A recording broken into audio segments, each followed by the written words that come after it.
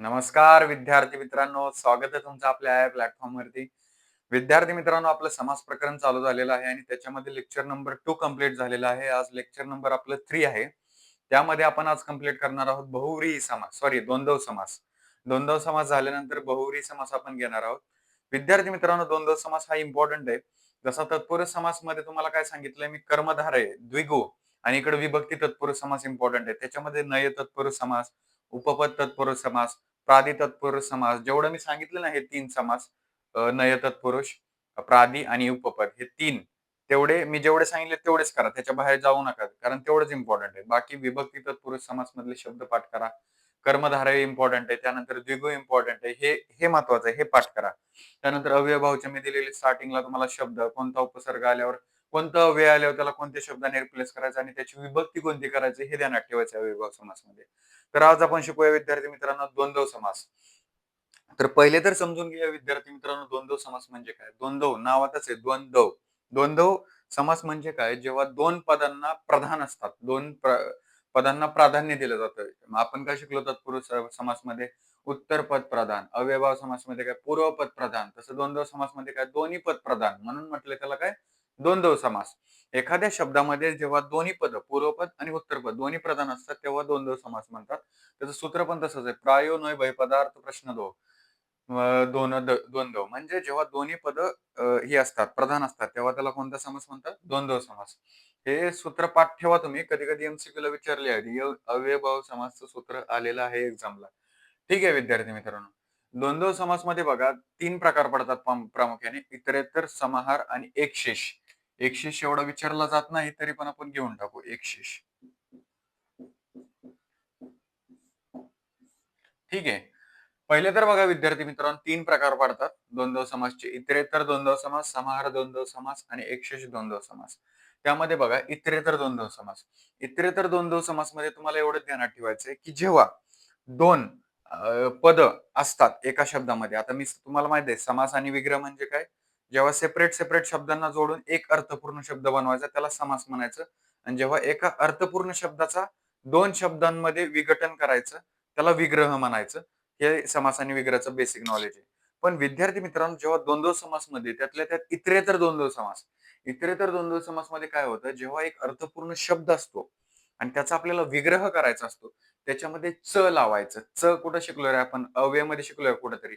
च म्हणजे काय, त्याचा अर्थ काय असतो, आणि. च म्हणजे काय, च म्हणजे काय, आणि. आणि हेच शिकायचं आपल्याला या ठिकाणी. च म्हणजे काय, आणि. हे लावायचं आपल्याला फक्त. इतरेतर द्वंद्व समासमध्ये काय करायचंय, जेव्हा एक अर्थपूर्ण शब्द असतो आणि जेव्हा त्याचा विग्रह करायचा असतो, तेव्हा त्याच्यामध्ये च लावायचं प्रामुख्याने. कारण त्याच्यामध्ये जे दोन्ही पद प्रधान आहेत, आता कसं आलं राम लक्ष्मण. राम लक्ष्मण दोन्ही पण नाव कशी आहेत, नाव आहेत, नाम आहेत. म्हणजे दोघांना पण वेटेज सेम आहे. म्हणून त्यांच्यामध्ये मध्ये काय लावायचं, तुम्ही कसं करचाल मग, रामच्च लक्ष्मणच्च, बरोबर का, राम आणि लक्ष्मण, बरोबर का. सेम तसंच आहे इतरेतर द्वंद्व समासमध्ये.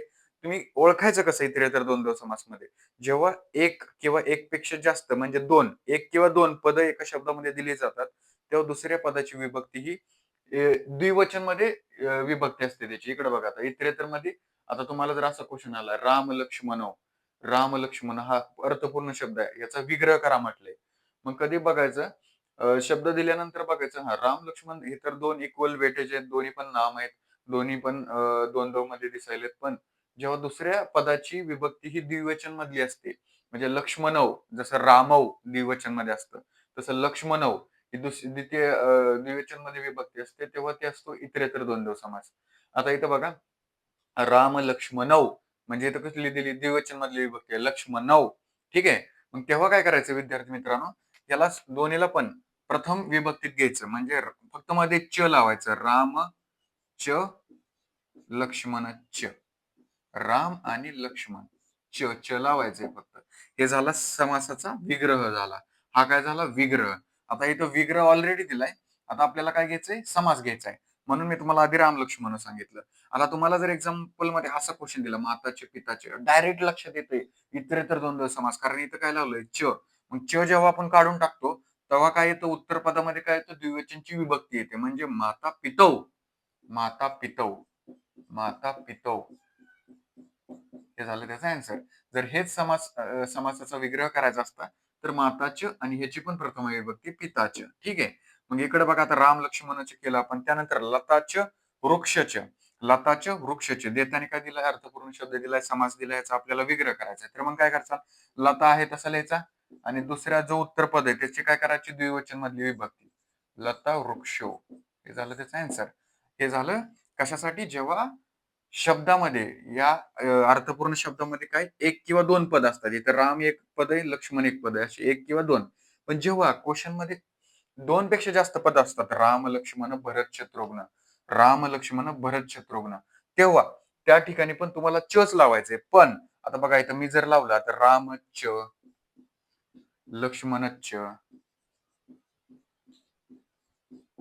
पुढं काय भरतच, भरतच, त्यानंतर शत्रुघ्नच, शत्रुघ्नच. हे तर करणं सोपं आहे आपल्याला. या दिलेल्या समासाचा आपल्याला विग्रह करणं सोपं आहे. च लावायचंय प्रत्येक. पण जेव्हा तुम्हाला असा क्वेश्चन दिला जाईल, भरताच्या लक्ष्मणाच्या डायरेक्टली विग्रहच करून दिला जाईल आणि त्याचं म्हटलं जाईल की समास करा. त्यावेळेस तुम्हाला ध्यानात ठेवायचंय की इथं उत्तर पदामध्ये इथं कशी द्विवचन मधली विभक्ती लागली, तशी इथं बहुवचन मधली विभक्ती लागते शेवटला बघा. भरत शत्रुघ्न ह, जसं बहुवचन मध्ये राम ह, तसं इथं भरत शत्रुघ्न ह, असं त्याचा समास होतो. कळलं का?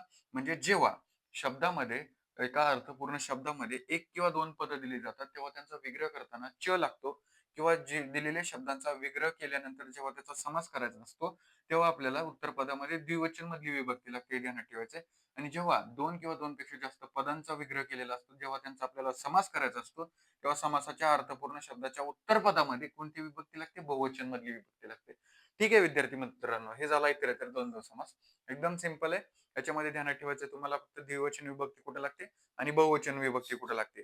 द्विवचन विभक्ती कुठे लागते, जेव्हा शब्दामध्ये काय एक किंवा दोन पद असतील, आणि जेव्हा शब्दामध्ये अनेक पद असतील तेव्हा कोणती बहुवचन विभक्ती लागते. ठीक आहे विद्यार्थी मित्रांनो. त्यानंतर बघूया आपण समाहार द्वंद्व समास. ठीक आहे. नेक्स्ट बघा विद्यार्थ्यांना, समाहार द्वंद्व समास. समाहार द्वंद्व समास मध्ये काय ध्यानात ठेवायचं तुम्हाला, नावातच दिलंय समाहार. समाहार म्हणजे काय, समूह. समूह म्हणजे काय, एक समूह असा. ठीक आहे. समाहार. आता याच्यामध्ये काय करायचं विद्यार्थ्यांना, जेव्हा एखाद्या शब्दांचा तुम्हाला विग्रह करायचा असतो, एखाद्या अर्थपूर्ण समास शब्दाचा तुम्हाला विग्रह करायचा असतो, त्यामध्ये पण चच लावायचे. द्वंद्व समास म्हटलं की च लावायचं, ध्यानात ठेवायचं. द्वंद्व समास म्हटलं की च लावायचं. फक्त ध्यानात काय ठेवायचे, हे जे समास दिला होता सुरुवातीला इतरेतर, इतरेतर मध्ये काय सांगितलं आपण, द्विवचन आणि बहुवचन विभक्ती कधी करायची विग्रहाची, जेव्हा त्याचे रूल सांगितलेत मी, तसेच ह्याच्यामध्ये पण रूल आहेत. कळलं का? पाणी पादम आणि दधी घृतम अहोरात. आता इथं ऑलरेडी विग्रह करून दिलाय. पाणी पादमचा विग्रह करत असताना आता तुम्हाला एकतर विग्रह करायच्या आधी तुम्हाला कळलं पाहिजे की समार द्वंद्व समास आहे का तो इतरेतर द्वंद्व समास आहे. जर इथं हे दिलं असतं राम लक्ष्मणव, तर लक्ष्मणव कुठली विभक्ती आली असती, द्विवचन विधली लक्ष्मणव. जसं राम असतं तसं लक्ष्मणव आलं असतं. पण इथं काय दिलंय, पाणी पदम.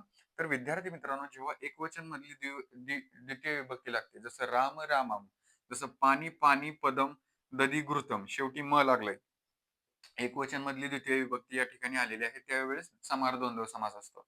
आणि जेव्हा त्याचा विग्रह करायचा असतो त्यावेळेस पाणी आणि पादमच, पाणी पदमच, पाणीच पदमच असं लिहायचं. कळलं का?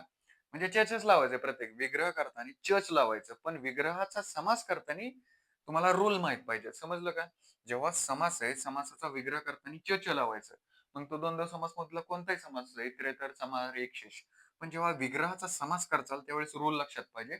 जसं इतरेतर मध्ये तुम्हाला द्विवचन आणि बहुवचनची विभक्ती कधी घ्यायचं मी तुम्हाला सांगितलं, तसंच इथं पाणीच आणि पदमच जर क्वेश्चन तुम्हाला एक्झाम्पल मध्ये आला असता एक्झाम मध्ये, आणि जर तुम्हाला म्हटलं असतं याचा समास करा, तर हा तुम्ही बघायचं कधी पण समाहार मध्ये जर उत्तरपद असेल त्याची विभक्ती कोणती असते, एक वचन मधली द्वितीय विभक्ती, आणि प्रथम शब्द जो असतो तो कधी पण नपुंसकलिंगी असतो. कशामध्ये, समाहार द्वंद्व समास मध्ये.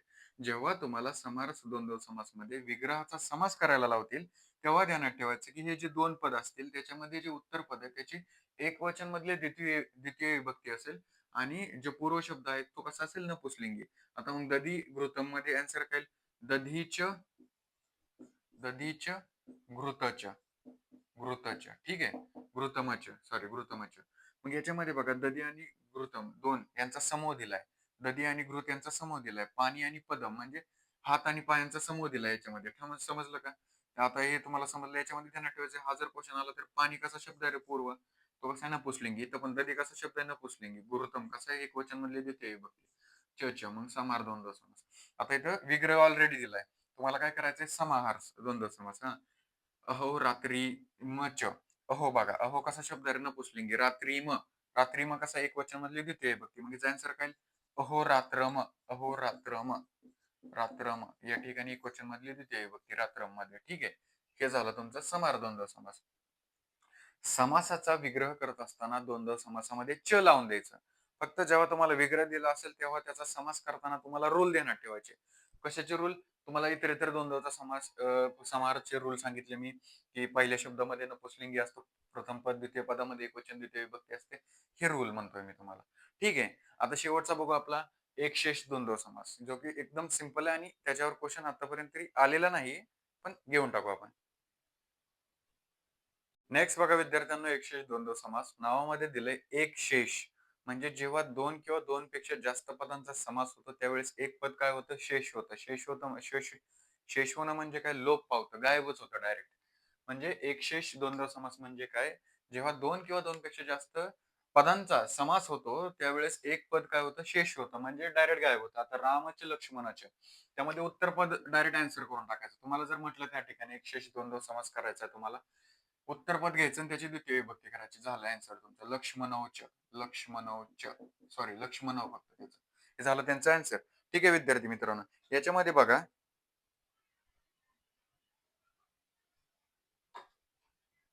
लक्ष्मणौ हे आन्सर झालं तुमचं. काय कळलं तुम्हाला 102 समासमध्ये जेव्हा आता इथं विग्रह करतोय आपण. च आलंय ना ऑलरेडी याच्यामध्ये च आलंय. ऑलरेडी क्वेश्चन मध्ये च दिला असेल तर डायरेक्टली सिंपल आहे. च आलं की द्वंद्व समास ध्यानात ठेवायचं. आणि जेव्हा तुम्ही या समासाचा विग्रह करचाल, आता इथं देतानाच एक पद दिलंय. तुम्ही मग असं पण म्हणू शकला, की हां, हा तर सारखे दिसतोय इतरेतर द्वंद्व समास. कारण इथं द्विवचन मधली विभक्ती लागली. पण पूर्वपद नाही ना रे याच्यामध्ये. पूर्वपद असतं तर मग झालं असतं तो. इतरेतर द्वंद्व समास. त्यानंतर पितृ बघा. पितृ आता इथे एकच पद दिलंय. मग एक पद काय झालंय याच्यामध्ये शेष पावलंय, लोप पावलंय. म्हणजे हे एक शेष द्वंद्व समास आहे. मग पितृचं जर तुम्हाला विग्रह करायचा असेल तर तुम्ही कसं कराल मग? पितृ काही एकटं असतं का? माता पित्र असतं. माताचं, पिताचं. हे झालं त्याचं आन्सर. माताचं, पिताचं. आता इथं बघा रामचं, कृष्णवचं. देतानीच विग्रह करून दिले. तुम्हाला एकशे द्वंद्व समास करायचा आहे. पूर्वपद काढून टाकायचं. उत्तरपद घ्यायचं डायरेक्ट. कृष्ण. झालं त्याचा आन्सर. हे झालं हे झालं त्याचा समास आणि हा झाला त्याचा विग्रह.